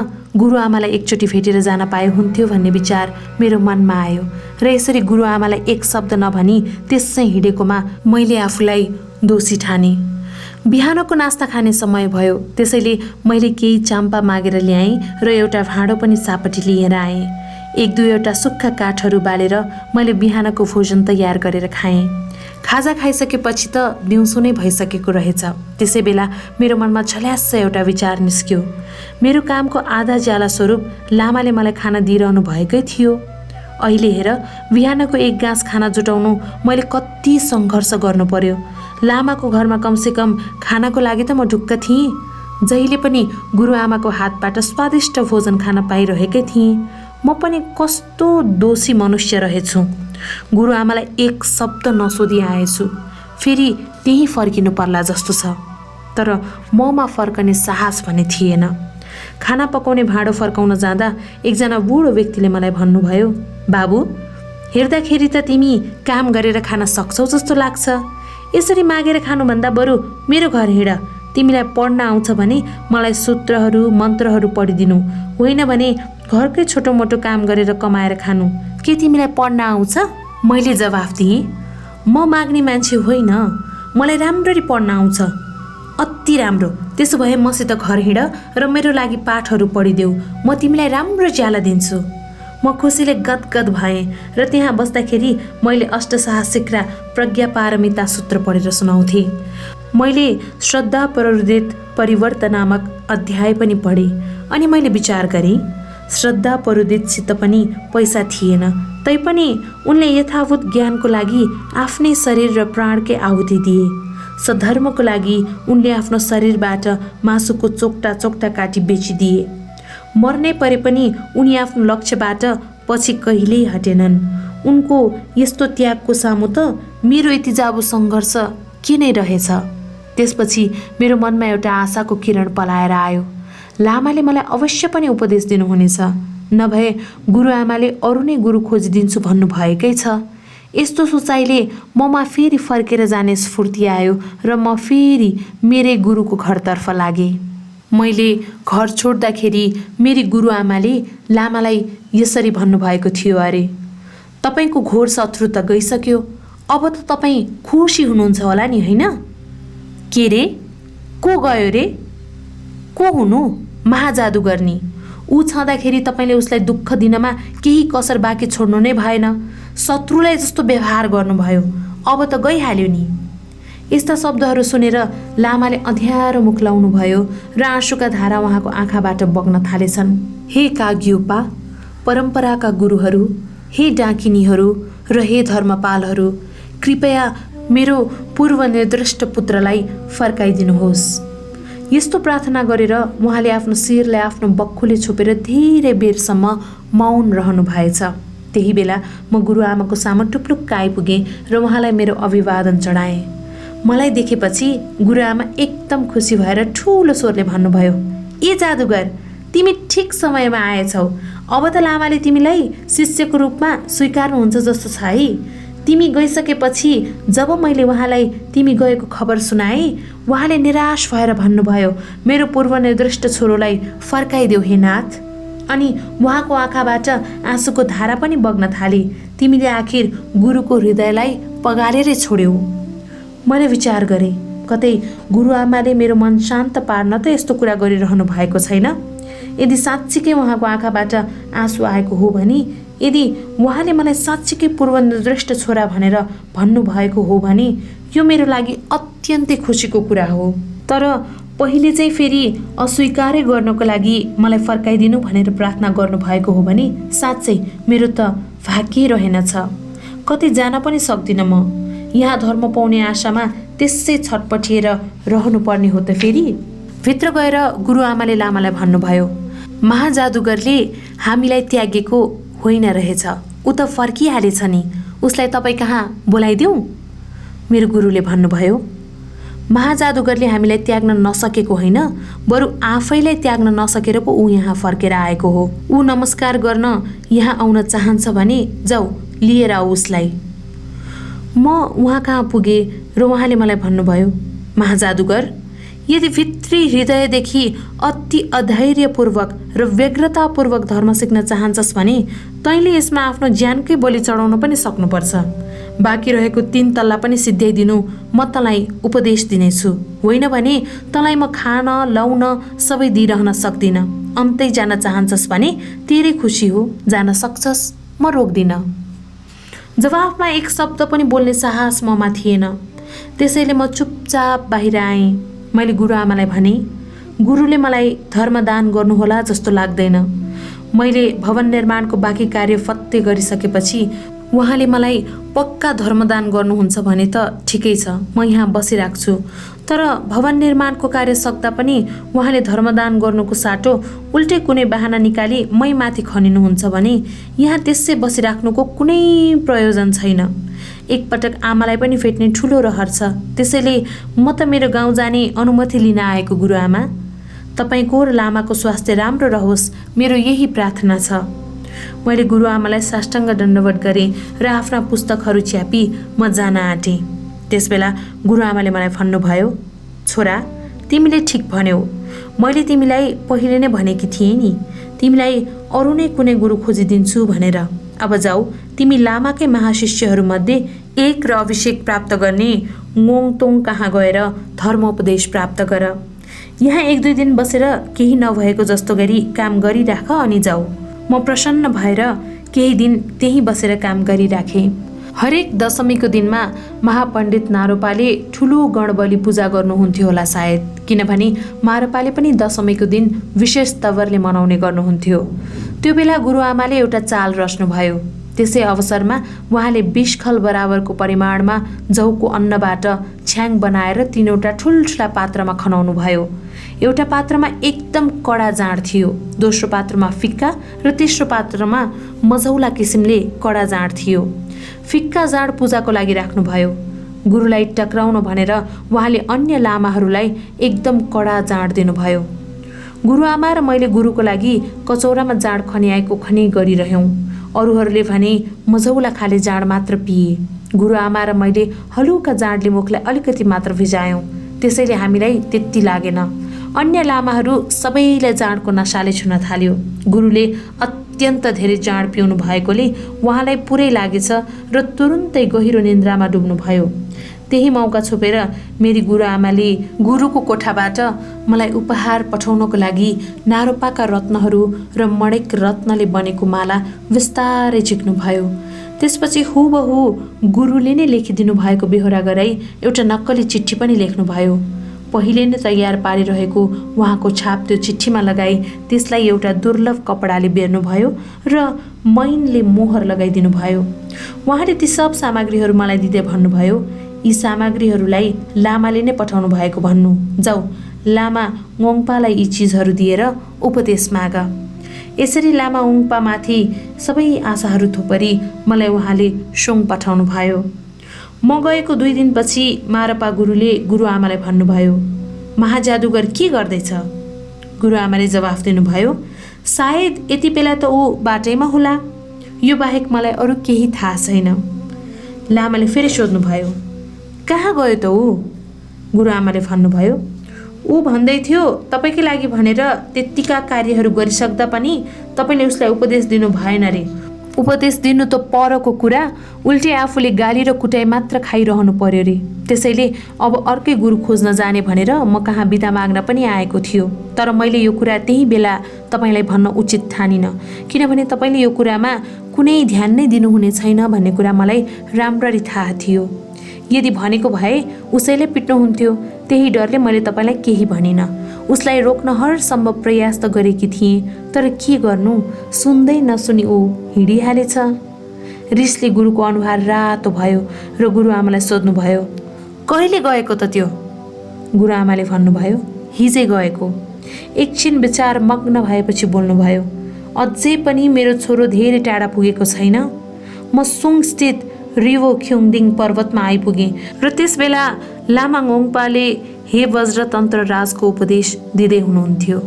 उहाँले आफ्ना शिष्यहरूलाई यसरी भन्दै हुनुहुन्थ्यो, व्याख्याता म हुँ, धर्म म हुँ, श्रोता गण म हुँ, जगत शास्ता र साध्य म हुँ, लोक तथा लोकातीत म हुँ, सहजानन्द स्वभाव म हुँ। मैले टाढैबाट दण्डवत गरी उहाँलाई अभिनन्दन गरेँ र उहाँको श्लोक वाचन बीचमै रोकियो। आफूले लगाइरहेको टोपी फुकाली उहाँले पनि अभिनन्दन फर्काउनु भयो र भन्नुभयो, यो त मारपा गुरुका शिष्यहरूले अभिवादन गर्ने शैली हो। मैले श्लोक वाचन गरिरहेकै बेला उसको आगमन हुनु अत्यन्तै शुभ लक्षण हो। यो मानिस पक्कै पनि सबै धर्मको स्वामी बन्नेछ। जाऊ, ऊ को हो र कहाँबाट आएको भनेर सोधेर आऊ। एकजना शिष्य मलाई भेट्न आए र मलाई चिनेपछि उनले भने, तपाईँ यहाँ किन आउनु भएको? मलाई मारपा गुरुले यहाँ पठाउनु भएको हो। आफ्नो अत्यन्तै व्यस्तताको कारण उहाँले मलाई धर्मोपदेश गर्ने समय निकाल्न सक्नु भएन। तसर्थ म यहाँ गुरु ङोङपाबाट धर्म ग्रहण गर्न आएको हुँ। सौगात स्वरूप मैले नारोपाका केही अलङ्कार र माणिक रत्नले बनेको माला आफ्नो साथमा लिएर आएको छु। त्यो शिष्यले गएर गुरु ङोङपालाई यो खबर सुनायो। त्यो महाजादुगर थुछेन हो गुरुवर, र उसले मैले भनेका सबै कुराहरू दोहोर्याएर सुनाइदियो। हर्षले विभोर भएर गुरुले ठुलो स्वरमा भन्नुभयो, के रे, महागुरु नारोपाका रत्नहरू र माला मेरो घरमा अरे? यो त उडम्बर पुष्प जस्तै दुर्लभ र आश्चर्यजनक समाचार हो। उसलाई स्वागत गर्न हामी जानै पर्छ। त्यसो भए आजको यो पाठलाई यहीँ छोडिदियो शिष्यहरू। जाओ, एउटा ध्वजा लिएर आओ र छिट्टो केही झन्डा र झ्याली बाजा पनि लिएर आओ र महाजादुगरलाई एकछिन त्यहीँ रुकिराख्न अनुरोध गर्न जाओ। म त्यही ठाउँमा उभिरहेँ। एकजना शिष्यले म कहाँ आएर मलाई त्यो सन्देश सुनायो। मैले त्यो ठाउँको नाम नै छकछलगङ राखिदिएँ। त्यसपछि शिष्यहरूले छत्र ओढ्याएर, झन्डा फहराएर र झ्याली पिटेर एक प्रकारको महोत्सवकै आयोजना गरे। म पनि त्यही जात्रामा सम्मिलित भएँ। हामी यसरी गुरु ङोङपाको घरभित्र पस्यौँ। कोठाभित्र पस्ने बित्तिकै मैले दण्डवत गरेँ र गुरुलाई ती उपहारहरू टक्राएँ। मैले त्यो चिठी पनि उहाँलाई दिएँ। आँखाभरि आँसु राखेर गुरुले ती उपहारहरूलाई आफ्नो शिरमा राखेर अत्यष्ठान माग्नुभयो। त्यसपछि यी पवित्र वस्तुहरूलाई मण्डपको उच्च स्थानमा राखी तिनमा राम्रा राम्रा फुल सामग्रीहरू राख्नुभयो। अनि उहाँले त्यो चिठी पढ्नुभयो। हे ङोङछोकु दोर्जे, म गुफामा प्रवेश गर्नै लागेको छु। महाजादुगरको धैर्यको बाँध फुटिसकेकोले म उसलाई तिमी कहाँ पठाउँदैछु। उसलाई उपदेश दिनु, अभिषेक र दीक्षा दिनु। मेरो स्वीकृतिको चिन्ह चाहन्छौ भने मैले उसैको साथमा नारोपाका केही रत्नहरू तिमीलाई पठाएको छु, तिनलाई ग्रहण गर्नु। चिठी पढिसकेपछि लामा ङोङपाले भन्नुभयो, मारपा, गुरुबाटै आज्ञा भएकोले म तिमीलाई अभिषेक र उपदेश दिन्छु।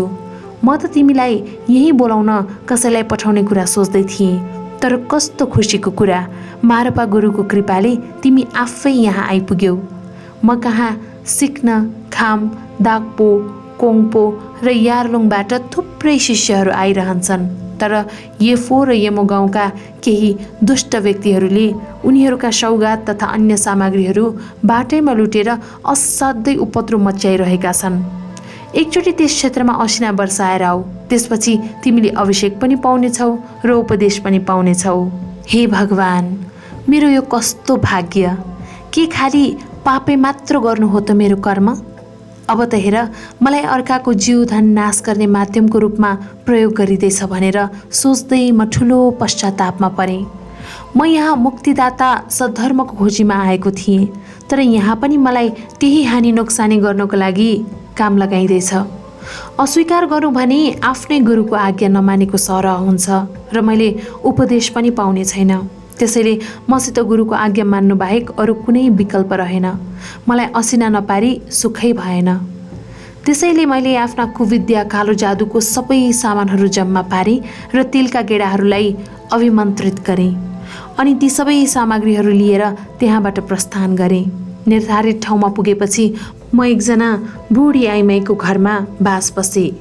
त्यो ठाउँलाई येफो भनिन्छ। मैले मन्त्रित पदार्थद्वारा कार्य प्रयोग सुरु गर्ने बित्तिकै तुरुन्तै हुरी बतास चलेर आकाशमा मेघ गर्जन हुन थाल्यो। आकाशमा एक एक गर्दै कालो बादल छायो, अनि त्यसपछि असिनासहित घनघोर वृष्टि हुन थाल्यो। यो सबै देखेर ती बुढी आइमाई कराउन थालिन्, हे भगवान, म अब के गर्ने? मेरा सबै अन्नबालीहरू त असिनाले खाएपछि म के खाने? अनि उनी बेसरी रुन थालिन्। मैले मनमा नै भने, म त्यति निर्दयी कसरी हुन सकेको? जस्तो सुकै होस्, म यी आइमाईले दुःख पाएको हेर्न सक्दिनँ। त्यसैले ती आइमाईले भने, खोइ तपाईँको जग्गाको आकार कस्तो छ, मलाई झट्ट कोरेर देखाइदिनुहोस् त।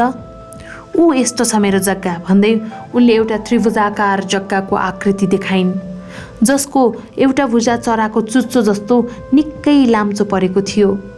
मैले त्यो जग्गालाई दृष्टि मुद्राको प्रयोग गरेर हेरेँ र त्यसलाई एउटा फराकिलो ताप्केले छोपिदिएँ।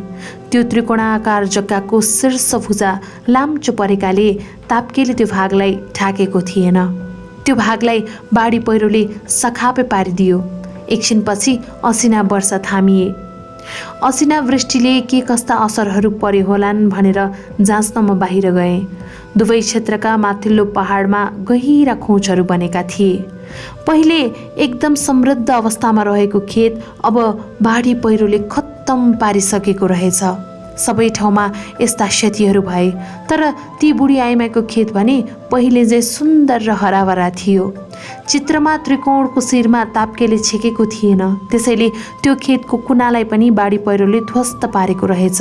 त्यस बेलादेखि त्यो खेतलाई गाउँमा बेला बेलामा आइरहने बाढी पहिरोले छुँदै छोएन, तर खेतको त्यो असुरक्षित कुना भने बाढीले नाश हुन्थ्यो र जलमग्न हुन्थ्यो, र त्यो आइमाईले त्यो कुनाको मात्र असिना कर तिरे पुग्थ्यो र बाँकी खेतको तिर्नै पर्दैन थियो। त्यसपछि म त्यो ठाउँ छोडी हिँडेँ। बाटामा मैले दुईजना गोठालाहरूलाई भेटेँ। ती गोठालाहरूमध्ये एकजना बुढो र एकजना बालक थियो।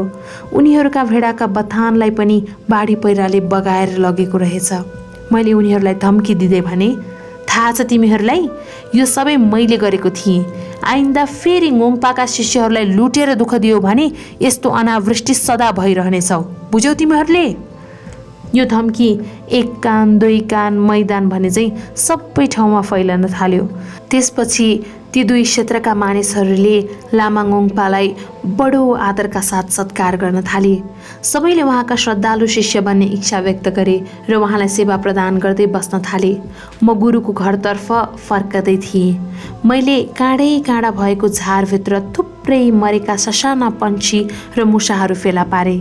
ती सबै ससाना मृत जनावर तथा पन्छीहरू बटुलेर मेरो बर्सात काटेको तोप र पोल्टामा अटेस मटेस पारी राखेर पोको पारी गुरुको घरसम्म लगेँ। ती सबै सिनाहरू लगेर मैले गुरुको अगाडि थुपारिदिएँ। हे गुरुवर, म यहाँ सद्धर्मका लागि आएको थिएँ, तर यहाँ पनि मैले पाप मात्रै गरिरहनु परेको छ। कृपया यस दरिद्र पापीमाथि दया राख्नुहोस् गुरु। यति भन्दै म फक्कानो फुटाएर रोएँ। लामाले भन्नुभयो, प्रिय भाइ महाजादुगर, यसरी दुखी नहौ। हामीले नारोपा र मैत्रीपाको परम्परालाई धारण गरिरहेका छौँ। हामीसँग त्यस्तो अचुक उपाय छ जसद्वारा महापापीले पनि तत्कालै मुक्ति प्राप्त गर्न सक्दछ। एउटै झटारोले सयौं पन्छीहरूलाई धपाउने भने जस्तै यो गुह्य उपायले पनि त्यसरी नै काम गर्छ। अहिले असिनावृष्टिबाट जति पनि प्राणीहरू मरे ती सबै भविष्यमा तिमीले बोधि प्राप्त गरिसकेपछि तिम्रै शिष्यहरू भएर जन्मनेछन्। त्यसैले खुसी हौ। त्यस बेलासम्म मेरो शक्तिले यी प्राणीहरूमध्ये कुनै पनि दुर्गतिमा पर्ने छैन। यदि यति भनिसक्दा पनि विश्वास गर्दैनौ भने म तिमीलाई देखाइ नै दिन्छु। एकछिन उहाँ समाधिमा लीन हुनुभयो। त्यसपछि उहाँले चुट्की बजाउनुभयो। तत्कालै ती सबै मरेका प्राणीहरू पुनर्जीवित हुन थाले। ती फेरि जीवन पाएका प्राणीहरू कोही आकाशतिर उडेर गए, कोही जमिनमा दगुरेर गए त कोही गोडतिर लागे। साक्षात् बुद्धकै दर्शन पाएको जस्तो मलाई अनुभव भयो। यदि सबै प्राणीले यसरी नै मर्न पाए कस्तो हुन्थ्यो भनेर मैले मनमा नै सोचेँ। त्यसपछि लामा ङोङपाले मलाई हे वज्रमण्डलको अभिषेक र त्यस सम्बन्धी उपदेश दिन थाल्नुभयो। तत्पश्चात मलाई एउटा विकट फेरमा अवस्थित गुफामा लगियो। त्यो गुफाको प्रवेशद्वार दक्षिणतर्फ फर्केको थियो। त्यहाँबाट मेरो गुरुको घर राम्रोसँग देखिन्थ्यो। मैले अलिकति परिश्रम गरेर त्यो ठाउँलाई बस्न योग्य बनाएँ। त्यो गुफामा एउटा सानो प्वाल मात्र बाँकी राखी मैले आफैलाई त्यसभित्र थुनिदिएँ।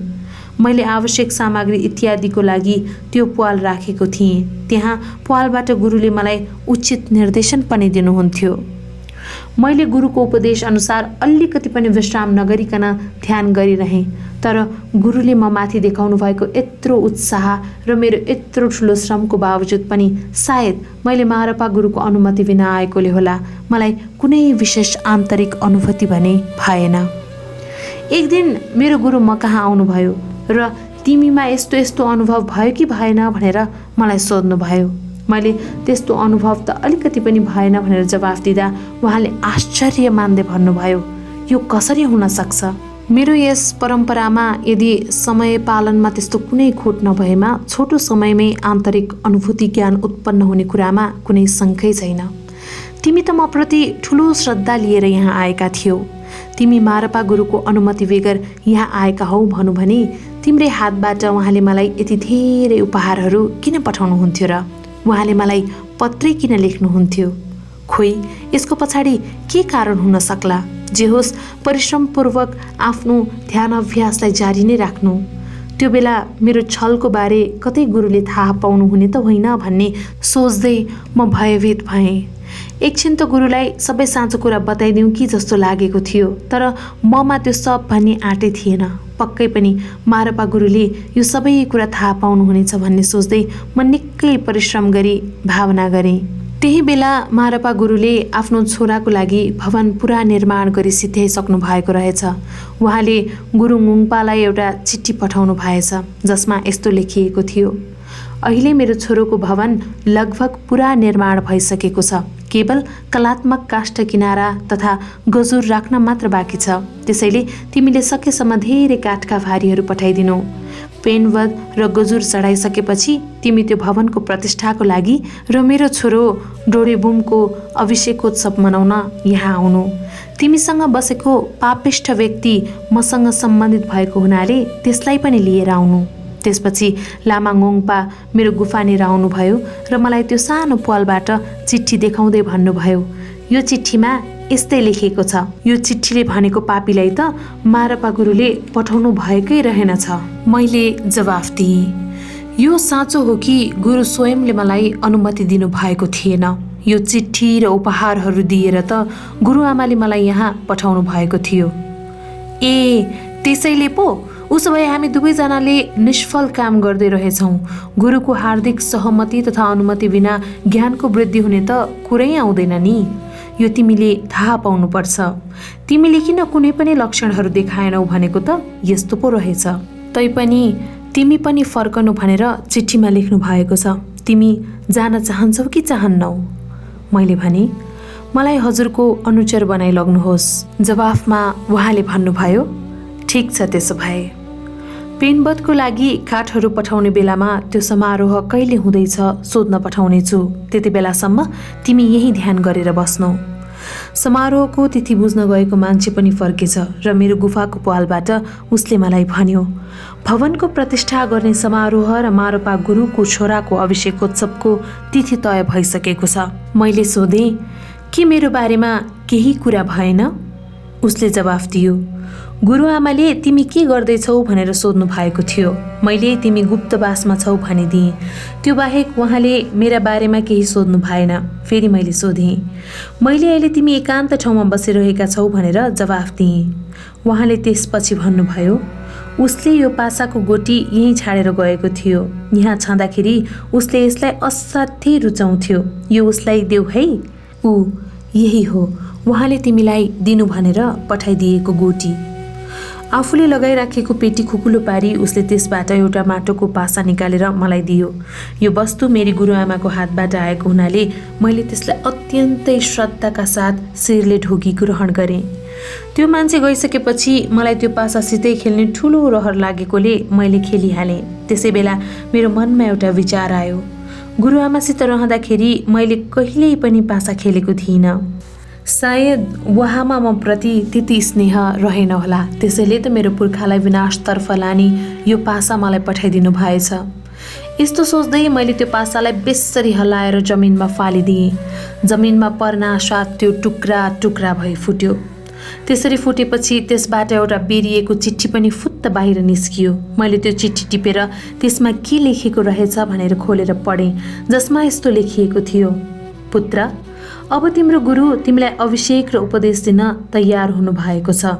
तिमी लामाङोङपासँगै फर्कनु। त्यो चिठी पढेपछि मेरो खुसीको त कुनै सीमा नै रहेन।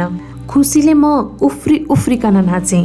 त्यसपछि लामाङोङपा म कहाँ आएर भन्नुभयो, ल त महाजादुगर, तिमी अब बाहिर निस्क र जानको लागि तयार हौ। उहाँले भनी बमोजिम गरेर म बाहिर निस्केँ। लामाङोङपाले आफ्नो सङ्ग्रहमा रहेका मूर्तिहरू, ग्रन्थहरू र स्तूपहरूका साथै आफ्ना सुन, हिउँ, रेशमी कपडा र लुगाफाटाहरू र घरका भाँडाकुँडाहरू सबै बोक्नुभयो। तर उहाँले मारपाका सौगातहरू पनि बोक्नु भएन। एउटी बाख्रीको खुट्टा भाँचिएको थियो, त्यसैले त्यो बगालसित मिलेर जान सक्दिनथी। त्यसै कारणले त्यो बाख्रीलाई लैजानु पर्दैन, यहीँ छोडिदिनु भन्नुभयो।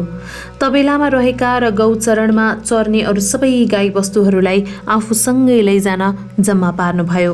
यसरी हामी जानको लागि तयार भयौँ। त्यसबेला उहाँले मलाई भन्नुभयो, तिमीले मलाई धेरै सेवा गर्यौ महाजादुगर, त्यसैले लामा मारपालाई चढाउन यो रेशम र हिउँ चाहिँ तिमीले राख्नु। उहाँकी पत्नीले पनि मारपा गुरुकी पत्नीलाई टक्र्याउनु भनेर मलाई एक थैली नौनी दिनुभयो। त्यसपछि लामाङोङपा, उहाँकी पत्नी, म र समस्त शिष्य परिवार डोवोलुङको लागि निस्क्यौँ। मारपा गुरुको गुम्बा रहेको पहाडको फेदीसम्म आइपुग्दा लामाङोङपाले मलाई भन्नुभयो, भाइ महाजादुगर, तिमी अगाडि नै गएर मारपा गुरुकी पत्नीलाई हाम्रो आगमनको सूचना दिएर आऊ। उहाँले केही छ्याङ पठाइदिनुहुन्छ कि हेरौँ। त्यसैले म अगाडि नै गएँ। सबभन्दा पहिले मैले लामाकी पत्नीलाई भेटेँ। मैले उहाँलाई आफ्नो अभिवादन चढाएर एक थैली नौनी पनि टक्र्याइदिएँ। मैले भने, लामाङोङपा पनि आउनु भएको छ, केही छ्याङ लिएर उहाँलाई स्वागत गर्न जाउँ। खुसी भएर उहाँले भन्नुभयो, अहिले गुरु आफ्नो शयन कक्षमै हुनुहुन्छ, जाऊ गएर तिमीले आफै सोध। म गुरुको कोठातर्फ गएँ। गुरु कोठासँगै जोडिएको छतमा समाधिस्थ हुनुहुन्थ्यो। उहाँको अनुहार पूर्वपट्टि फर्किएको थियो। मैले विधिवत दण्डवत र प्रणाम गरेर उहाँलाई रेशम र हिउँ चढाइदिएँ। त्यसपछि उहाँ पश्चिमतर्फ फर्कनुभयो। मैले पनि त्यही दिशामा गएर उहाँलाई फेरि दण्डवत गरेँ। त्यसपछि उहाँ दक्षिणतर्फ फर्कनुभयो। मैले ठुलो स्वरले प्रार्थना गरेँ, पूज्य गुरुवर, तपाईँले मेरो दण्ड स्वरूप यी सौगातहरूलाई अस्वीकार गर्दै हुनुहुन्छ। ठिकै छ, तर लामाङोङपा आफ्नो सङ्ग्रहमा रहेका मूर्ति, ग्रन्थ, स्तूप, सुन, हिउँ लगायत खच्चर, घोडा इत्यादि सबै उपहार स्वरूप चढाउन लिएर आउँदै हुनुहुन्छ। मात्र कोही आएर छ्याङ पिलाई उहाँको सत्कार होस् भन्ने चाहनुहुन्छ। अत कृपया त्यसको बन्दोबस्त गरिदिनुहोस् गुरुवर। मेरो कुरा सुनेर गुरु अत्यन्तै रिसाउनु भयो। औँला पड्काई लामाले भयङ्कर ठुलो स्वरमा कराउन थाल्नुभयो। म भारत गएर पवित्र आगम पिटकहरूमध्ये 4 तन्त्र पिटकहरूबाट रत्न समान अमूल्य सारांश उपदेशहरू लिएर आएँ। तैपनि मलाई स्वागत गर्न कोही आएन। यहाँसम्म कि एउटा लङ्गो पङ्क्षीले पनि मलाई स्वागत गरेन भने अब केही दुर्बल पशुहरू दोहोऱ्याउँदै ङोङपा आउँदैछन् भन्दैमा म महालोचावा उसलाई स्वागत गर्न जाने? यो हुनै सक्दैन। बरु उसले जहाँबाट आएका थियो त्यही फर्केर गए हुन्छ भन्न जा। म गुरुआमा कहाँ गएर उहाँलाई यो सबै कुरा बताइदिएँ। उहाँले भन्नुभयो, क्रोधवश त्यस्तो भन्नुभएको होला उहाँले। लामा वोङपा ठुलो व्यक्ति हुनुहुन्छ, त्यसैले उहाँको उचित तरिकाले स्वागत गर्नै पर्छ। जाउँ, हामी दुईजना गएर उहाँहरूको स्वागत गरौँ। मैले जवाफ दिएँ। लामा वोङपा र उहाँकी पत्नीले कसैले स्वागत गर्न आओस् भन्न खोज्नु भएको होइन। उहाँले त केही पेय पदार्थ मात्र खोज्नु भएको हो। बरु मलाई अलिकति छ्याङ दिनुहोस्, म अहिले गएर उहाँलाई टक्र्याउँछु। तैपनि मारपा गुरुकी पत्नी र म दुवै अन्य भिक्षुहरूका साथमा छ्याङको घ्याम्पो लिएर उहाँहरूलाई भेट्न निस्क्यौँ र लिएर आयौँ। मारपा गुरुको छोराको अभिषेकोत्सव मनाउन र भवनको प्रतिष्ठा समारोहमा भाग लिनका लागि लोदाङ भन्ज्याङका धेरै मानिसहरू आएका थिए। एउटा सामान्य भोजकै आयोजना पनि गरिएको थियो। त्यही बेला मारपा गुरुले बिचमा गएर उक्त प्रतिष्ठानोत्सवको अवसरमा यस्तो मङ्गलमय अध्यक्षणा गीत गाउनुभयो। अनुकम्पामयी गुरुलाई म प्रार्थना गर्दछु, मेरो यस परम्परा रत्नमा दोषापत्ति केही छैन। मङ्गलै मङ्गल छन्, ती मङ्गल गुणले सबैको मङ्गल होस्। मेरो गुणोपदेशको छोटो मार्गमा कुनै दोष वा भ्रम छैन। मङ्गलै मङ्गल छन्, ती मङ्गल गुणले सबैको रक्षा होस्। म मारपा लोचावामा गुण मर्मका मङ्गलमय गुण छन्, ती मङ्गल गुणले सबैको मङ्गल होस्। गुरु, इष्टदेव र डाकिनीमा अठ्यस्थान सिद्धिका मङ्गलमय गुण छन्, ती मङ्गल गुणले सबैको मङ्गल होस्। औरस पुत्र शिष्य परिवार सङ्गमा श्रद्धा समयका मङ्गलमय गुण छन्, ती मङ्गल गुणले सबैको मङ्गल होस्। टाढा र नजिक क्षेत्रहरूमा रहने मेरा यजमानहरूमा आवश्यक सम्भार सञ्चयका मङ्गलमय गुण छन्, ती मङ्गल गुणले सबैको मङ्गल होस्। समस्त कर्मक्रियामा सत्वार्थ क्रियाका मङ्गलमय गुण छन्, ती मङ्गल गुणले सबैको मङ्गल होस्। यस भवका देव र प्रेतहरूमा प्रणिधि पालनका मङ्गलमय गुण छन्, ती मङ्गल गुणले सबैको मङ्गल होस्। भिक्षु तथा उपासक उपासिकाहरूको यस समुदायमा सुख र प्रणिधानका मङ्गलमय गुण छन्, ती मङ्गल गुणले सबैको मङ्गल होस्। यो मङ्गल गीतको समाप्तिपछि लामा वोङपाले यस्तो भन्दै आफ्ना सौगातहरू मारपा गुरुलाई टक्र्याउनु भयो।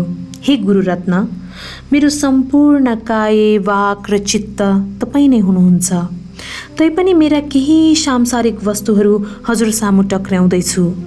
मैले लामा लामा रौँ भएको एउटी बाख्री चाहिँ यहाँ ल्याइन, किनभने उसको खुट्टा भाँचिएको हुनाले ऊ यहाँसम्म आउन सक्दिनथी। त्यसैले उसलाई त्यहीँ छोडेर आएँ। गुरुवर, कृपापूर्वक मलाई अभिषेक र गुण उपदेश प्रदान गर्नुहोस् र कर्णतन्त्र कागज पिण्डोपदेश पनि प्रदान गर्नुहोस्। गुरुवर, यति भन्दै उहाँले साष्टाङ्ग दण्डवत गर्नुभयो। मारपा गुरु अलि प्रसन्न देखिनुभयो र वोङपालाई यसरी जवाफ दिनुभयो, यस्तो हो भने म तिमीलाई के अवगत गराउन चाहन्छु भने मेरा अभिषेक र गुण उपदेशहरू वज्रयानका सबैभन्दा छोटा मार्ग हुन्। यिनको अभ्यास गरेर प्राणीले बोधि ज्ञान पाउन असङ्ख्य कल्पहरूसम्म कुर्नु पर्दैन। उनीहरू सोझै यही जुनीमा बुद्धत्व प्राप्त गर्न सक्छन्। कागज पिण्डोपदेश मेरै गुरु तथा डाकिनीहरूको आदेश बमोजिम मैले कडा निगरानी साथ संरक्षण गरेर राखेको छु। तसर्थ तिमीले त्यो लङ्गडी र बुढी बाख्री पनि ल्याएर मलाई नचढाइकन यी उपदेशहरू तिमीलाई दिनै मिल्दैन। अरू उपदेशहरू त मैले तिमीलाई पहिल्यै दिइसकेको छु। त्यसपछि महोत्सवलाई त्यही विसर्जन गरियो र त्यहाँ उपस्थित सबैजना आफ्नो घरतिर लागे। अनि वोङपाले सोध्नुभयो, त्यो बाख्री ल्याएर तपाईँलाई चढाएपछि मैले गुह्य उपदेश पाउँछु त? यदि तिमी आफै गएर त्यो बाख्री ल्याएर मलाई चढायो भने तिमीले त्यो उपदेश अवश्य पाउनेछौ। भोलिपल्ट बिहानै वोङपा बाख्री लिन घरतर्फ लाग्नुभयो। त्यो बाख्रीलाई पिठ्युमा बोकेर ल्याई गुरुलाई चढाउनु भयो। मारपा गुरुले अति प्रसन्न भएर भन्नुभयो, गुह्य मन्त्रको समय पालन गर्ने शिष्य साँच्चीकै तिमी जस्तै हुनुपर्दछ। मलाई यो बाख्रीको खाँचो छैन। मैले तिमीलाई दिन खोजेको उपदेशको उपादेयतामाथि जोड दिनको लागि मात्रै यस्तो गरेको हुँ। त्यसपछि मारपा गुरुले आफूले बाचा गरे बमोजिम वङपालाई अभिषेक र उपदेश दिनुभयो। पछि मारपा गुरुले दुर्गम क्षेत्रबाट आएका केही शिष्यहरू र उहाँकै केही आफन्तहरूलाई बोलाएर गणचक्र पूजाको आयोजना पनि गर्नुभयो। त्यसबेला मारपा गुरु आफ्नो आसनमा बस्नुभयो र उहाँको छेउमा एउटा लामो लट्ठी राखिएको थियो। त्यसपछि लामा वङपालाई उहाँले कर्के दृष्टिले हेरी मतिर औल्याएर भन्नुभयो, वङतोम छोडोर, तिमीले यस पापी थोपागालाई किन अभिषेक र उपदेश दियौ? यति भन्दै उहाँको दृष्टि त्यो लट्ठीमाथि पर्न गयो। वङपा एकदम डराउनु भयो र दण्डवट गरेर यस्तो जवाफ दिनुभयो, गुरुरत्न, तपाईँ आफैले महाजादुगरलाई अभिषेक र उपदेश दिनु भनेर चिठी लेख्नु भएको होइन र? साथमा मलाई नारोपाका रत्न तथा माणिकले बनेको माला पनि दिनुभएको होइन? मैले त बस हजुरको आज्ञाको पालना मात्र गरेको थिएँ। यसमा म आफ्नो गल्ती देख्दिनँ र मलाई पश्चाताप पनि छैन र मलाई लाज पनि लागेको छैन। यति भन्दै वङपाले डरै डरै आँखा उठाएर हेर्नुभयो। त्यसपछि त गुरु झनै क्रोधित हुनुभयो अनि मतर्फ औल्याउँदै ठुलो स्वरमा सोध्नुभयो, भन, तैँले ती वस्तुहरू कहाँबाट भेट्टाइस्? त्यति बेला मेरो मुटु फुट्ला झैँ गरी काम्न थाले। डरले गर्दा मेरो बोली नै फुटेन। लरबराउँदो स्वरमा मैले आफ्ना दोष स्वीकारेर यी सब मलाई गुरुआमाले दिनुभएको थियो भने।